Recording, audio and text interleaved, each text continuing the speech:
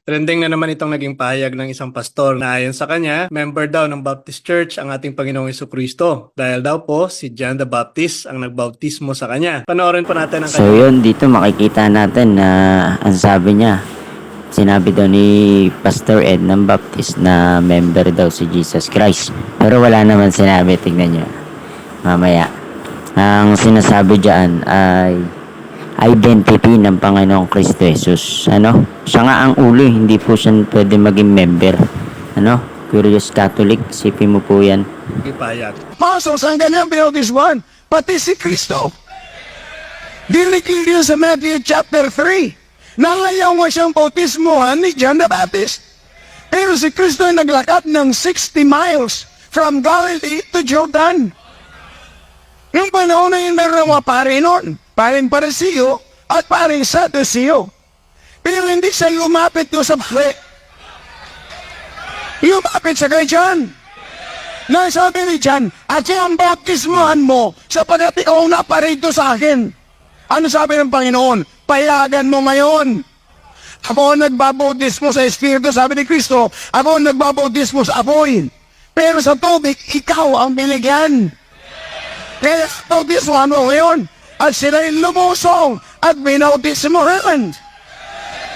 Kaya ang nagbautismo kay Kristo ay Seventh-day Adventist, Adventist si Kristo.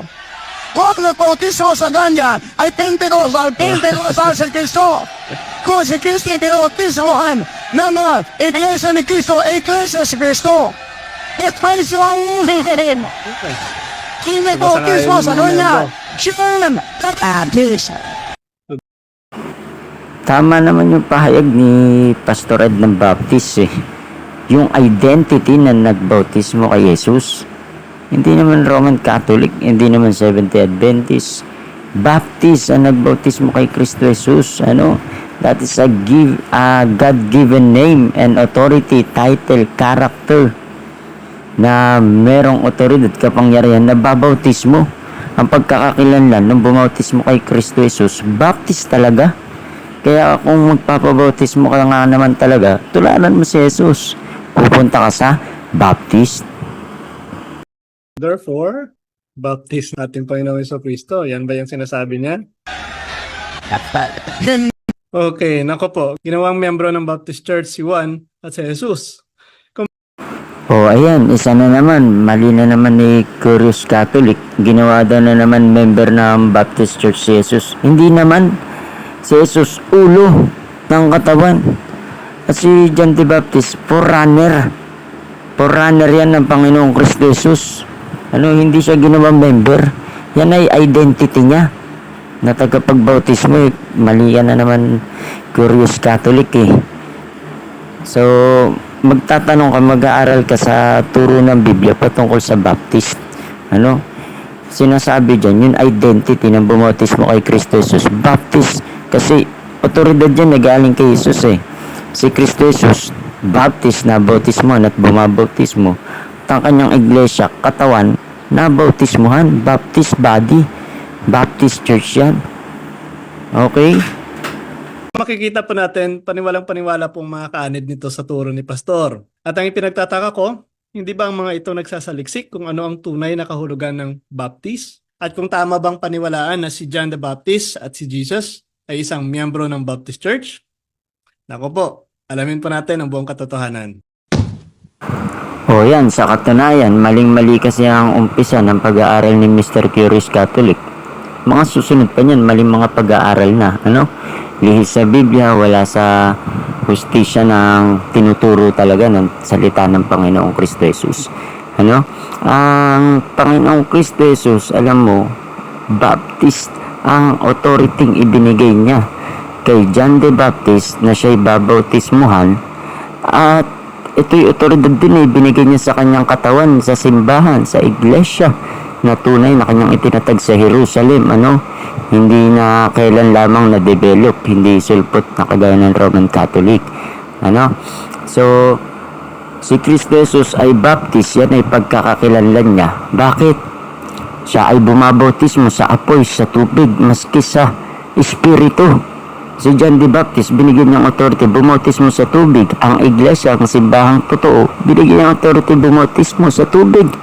Ang bumabautismo ay baptist. Pag babasahin mo talaga sa Biblia, hindi po yan Roman Catholic, ano? At yung paratang mo, si John Smith ang founder ng Baptist, mali ka na naman kasi ang batayan mo Wikipedia eh. Si John Smith po, sasagutin na kita, yan ay nag-umpisa ng Baptist churches dyan sa lugar niya sa Amsterdam, pero may Baptist na, wala pa si John Smith. At mababasa yan sa mga references ninyo, mga Anabaptist, kinikilala nyo rin, kahit si Cardinal Lucius.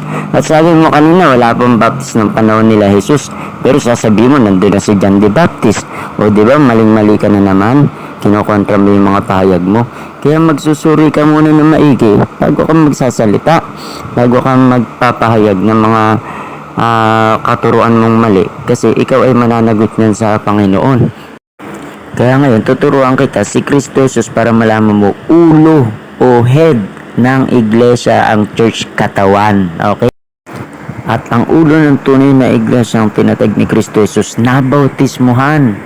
Ganun din naman ang kanyang katawan na simbahan, nabautismuhan at binigyang authority, bumautismo, humayo, mangaral ng ebanghelyo, magbautismo, gawing baptist ang lahat ng bansa.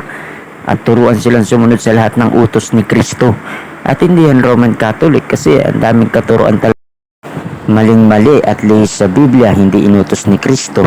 Ang pinaggagawa sa tunay na simbahan ni Kristo Jesus na itinatag na Baptist ay sundin lahat ng inutos sa simbahan, sa eklesiya, sa mga tinawag na mula sa kadiliman tungo sa kaliwanagan. Sila'y naligtas kasi sumampalataya sa Panginoong Kristo Jesus, kaya nabautismuhan at bumabautismo ang may otoridad para bumautismo. So ngayon alam mo na, ulo si Kristo, hindi siya miyembro. Si John the Baptist, siya ay forerunner, nauuna, nasa unahan ni Kristo bago siya dumating. Ang trabaho ng Baptist, ihanda ang mga tao sa nalalapit na pagbabalik muli ni Kristo Jesus. Nangangaral, magsisi, sumumpalataya sa Panginoong Kristo Jesus para ka maligtas mula sa dagat-dagatang apoy. At ikaw po ay magiging anak ng Diyos, hindi mapapahamak. Mark 16:16, Baptist shall be saved.